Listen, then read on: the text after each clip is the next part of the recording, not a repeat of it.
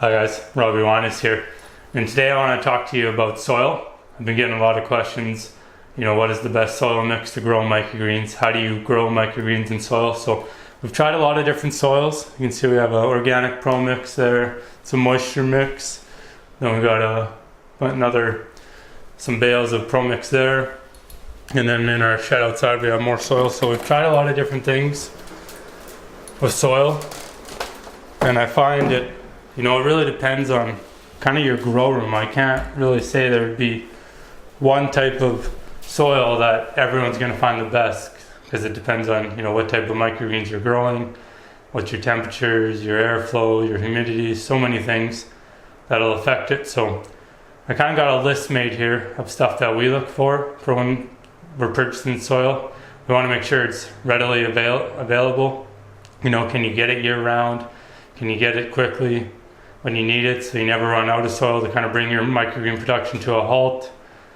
Is it pathogen tested, or are you just getting it from some farmer and who knows what's in it? You kind of want to make sure your soil is tested, there's no pathogens or nothing, that you're not going to grow a bunch of microgreens and get some people sick. Another thing is it certified organic? That's been a big thing. A lot of people are asking us, is our soil organic, is our seeds organic? It's kind of a bit of a movement, and it's helped us. And then the last thing that we take into consideration is the cost. How much does it cost for the bag right here? Move my camera a bit. So for us, it's 48 cents a tray for this bag right here. So it wasn't too bad with that organic moisture mix. Just because it's a smaller bag, it's a little more expensive. I think we're right around like 78 or 82 cents a tray. So something to take into consideration is those points. And then I'll kind of show you guys how we plant our microgreens, like how are we actually growing them in soil, just how we prepare the soil, how we prep our trays, and what's really helped for all our soil give a lot better yields on our microgreen crops and that. So I hope you guys will find that helpful. So I think any soil that you're using right now, this video will be valuable for you. I'm not going to go too much into the peat or the perlite concentrations. I see a lot of people in Facebook groups talking about that. Once again, I think that's all dependent kind of on what works best in your own system, and the only way to figure that out is trial and error. So what I'll focus on in this video is just the steps we do to prepare our soil, and then how we prepare our trays, and it'll help everyone who watches this video get better yields and better production out of whichever soil you're using. So first things first, out of these compressed bales, I just grab a handful and put it in a tray here. Grab a bit more.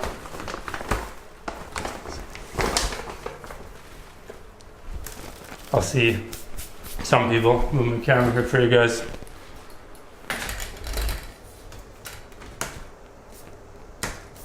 They're trying to prepare their trays of just soil right out of the bag. So you can see it's like all clumpy. You're gonna have a hard time getting a nice bed of soil to really press down. I'll grab our soil tamper. So we use this to make a nice flat level bed. And you can see if you're trying to fill your 10 by 20 tray with this soil, it's gonna be hard to press it down. It's gonna be super uneven. It's just not gonna work very well. So the first thing I recommend you do is you build yourself one of these soil sifters here.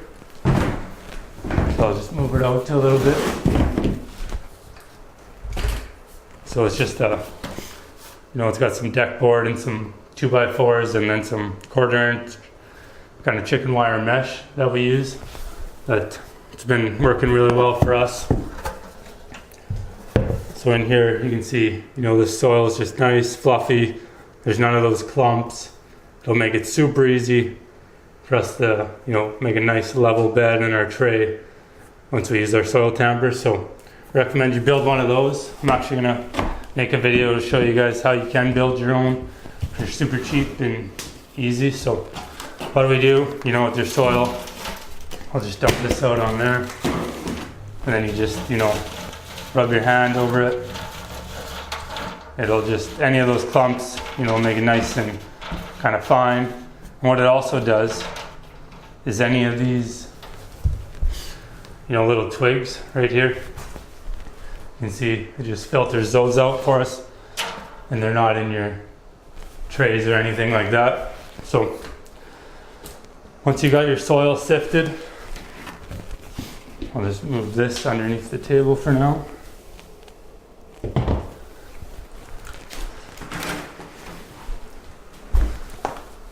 We got a 3-liter, try to get myself in the camera here.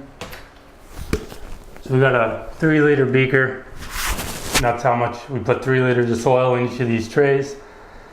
And then we just kind of, move it around, try to get it as level as possible. You don't want to press it down before using the soil tamper. So I'll show you that quick. So, just 3 liters of soil put out.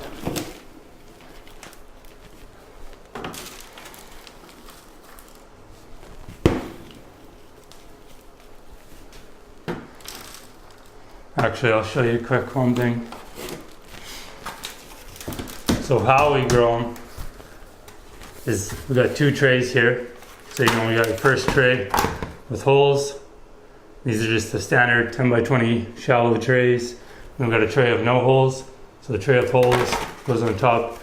The tray with holes goes on top of the tray of no holes, and that just lets us, bottom water any of the crops that we want to bottom water, and then any crops we top water, we can do that as well. And if you overwater, then you can just take this tray out, empty this bottom tray.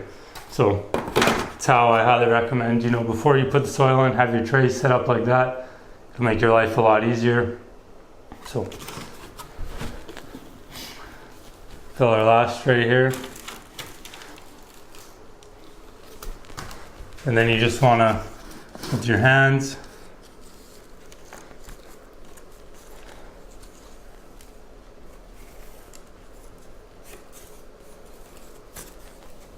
just kind of smooth it out, get into the corners, kind of get it as level as possible. It doesn't have to be perfect. That's where the soil tamper will help you a lot.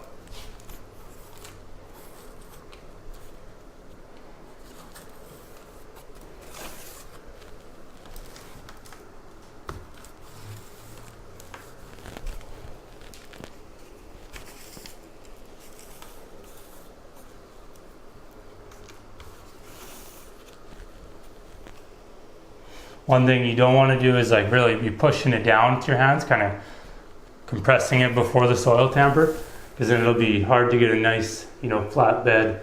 And I'll show you on one of our trays here, some of the stuff that can happen when you're germinating your crops. You're going to get poor germinating if this bed isn't flat. So, and I'll show you why it's important on some of the crops we have actually growing right now. You can see spots that didn't germinate because I didn't have a nice flat bed. So once you got your soil kind of laid out in your tray there, you want to grab the soil tamper, and then you'll just push it down.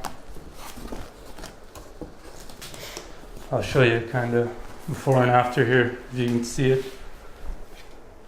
So you can see right now, they're not super flat by any means, but they're not compressed down. They're just kind of fluffy in there. So once you take your soil tamper, just push it down.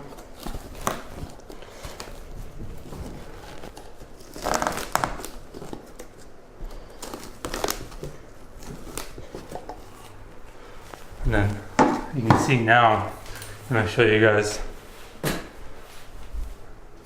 those, that's a nice kind of flat level bed. And then what you would do is you would water this, top water it, and then put your seeds out there. Hard germinating room right now. I'll just change my camera a bit here. You can see, we're pretty full. We got our peas up there, and then we got our broccoli and our radish. Oops. I'll just make my camera a little smaller, my stand a little smaller here, so I'm not bumping into everything while I'm showing you guys.